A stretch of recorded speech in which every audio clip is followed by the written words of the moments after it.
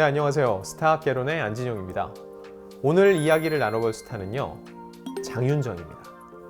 요즘 트로트 열풍이라고 하는데 왜 그 시대를 대표하는 스타들이 있잖아요. 전 트로트를 이야기하면서 장윤정을 빼놓으면 얘기가 안 된다고 생각해요. 왜 그럴까요? 1970년대 이전만 해도요, 트로트는 가요계의 전부였다고 볼 수 있어요. 다 트로트였죠. 그때 뭐 팝이 있었겠어요, 아니면 랩, 힙합이 있었겠어요. 댄스 음악도 뭐 지금처럼 이렇게 활성화되지 않았죠. 트로트가 가장 큰 비중을 차지하고 있다. 80년대 이후부터 많은 노래들이 나오기 시작을 합니다. 댄스부터 해서 이제 아이돌까지 90년대에 나오고 등장하면서 트로트의 비중이 굉장히 많이 줄었는데, 트로트의 저력, 트로트는 살아있다라는 걸 보여주고 혜성같이 등장한 사람이 바로 어머나의 장윤정 씨였기 때문이에요. 그리고 그 인기를 지금 이 순간 20년 가까이 아직도 누리고 있고, 현재 트로트 열풍으로 이어주는 고리 역할을 했기 때문이죠. 그래서 저는 감히 트로트는 장윤정 이전과 이후로 나뉜다라고 얘기를 하고 싶습니다. 자, 이 이야기를 하기 위해서 장윤정 씨가 어떻게 지금 이 자리까지 왔는지 전반적인 이야기를 한번 시작해 보겠습니다.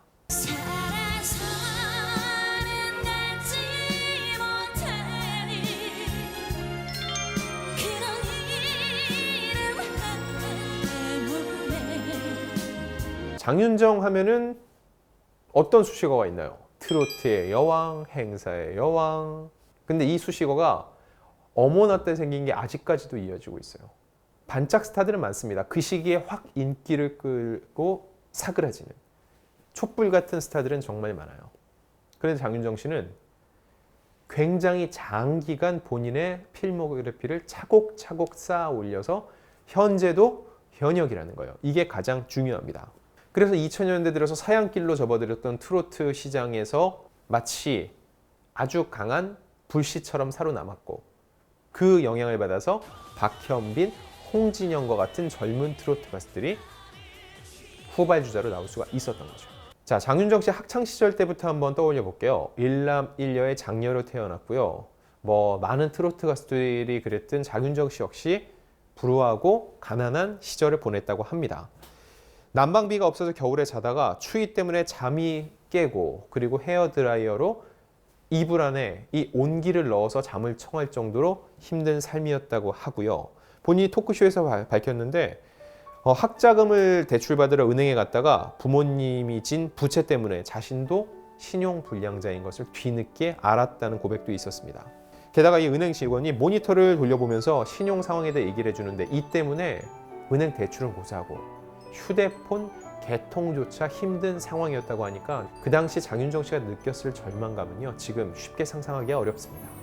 더구나 그 지점 안에서 자기를 보는 사람들도 많았기 때문에 굉장히 창피했다고 하는데, 다행히도 장윤정 씨의 사정을 들은 대학교 친구들이 돈을 모아서 이 등록금을 마련해 주었기 때문에 학교에 다닐 수 있었고, 지금도 장윤정 씨는 평생 은혜를 갚아야 할 친구들이라고 생각을 한다고 해요. 근데 장윤정 씨가 복이 많았다 이것도 있지만, 유유상종이라고 그 친구들이 그 당시에 장윤정 씨를 뭘 믿고 그 등록금에 십시일반 힘을 보탰을까요? 결국은 그동안 장윤정 씨의 됨됨이를 봐왔기 때문에 그 친구들이 그런 결심을 했다고 볼 수 있습니다. 근데 돈의 크기를 떠나서 장윤정 씨가 이렇게 등록금을 내고 학교를 다니게 된 게 굉장히 중요했다는 사실을 알려주는 계기가 있습니다. 바로 강변가요제 출전이죠.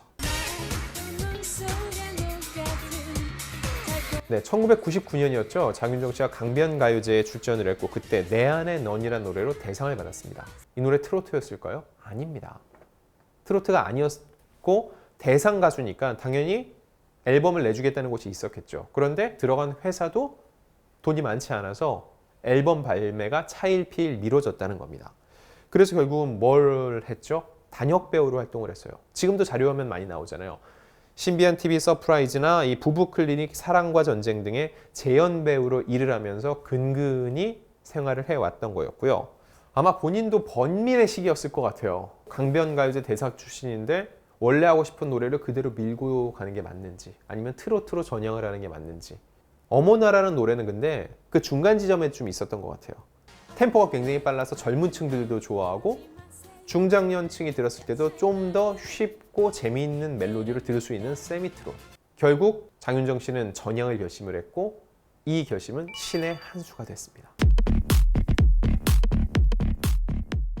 자, 어머나가 인기가 많았다라고 얘기를 하는데 도대체 얼마나 인기가 많았을지를 짚어보면요.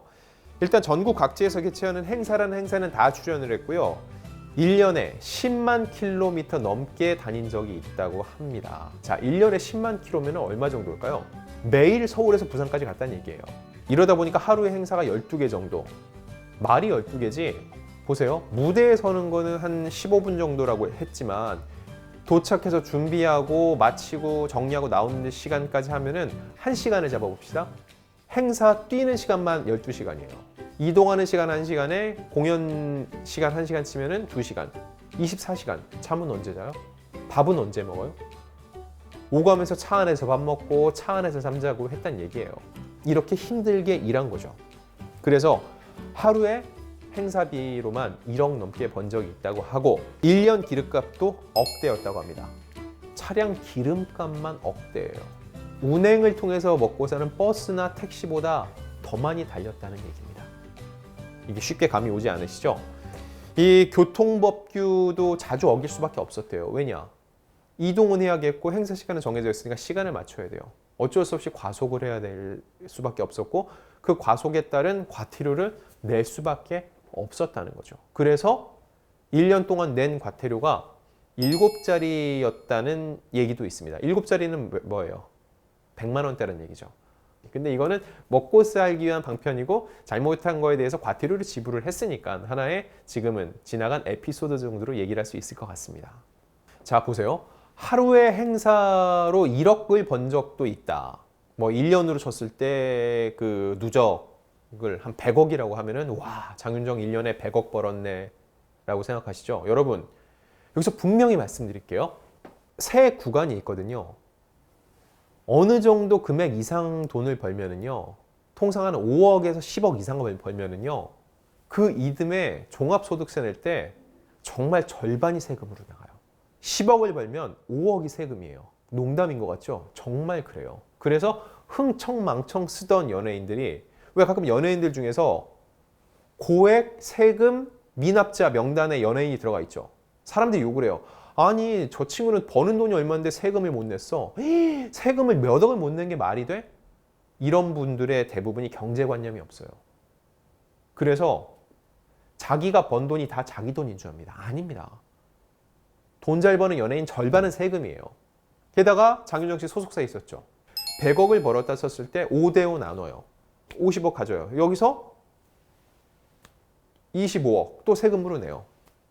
그래도 25억 벌지 않냐? 물론 많이 벌죠. 근데 본인이 일을 해서 실질적으로 걷어들이는 매출에 비해서 손에 쥐는 돈은 생각처럼 많지 않다는 거. 이건 여러분이 알고 계셔야 됩니다.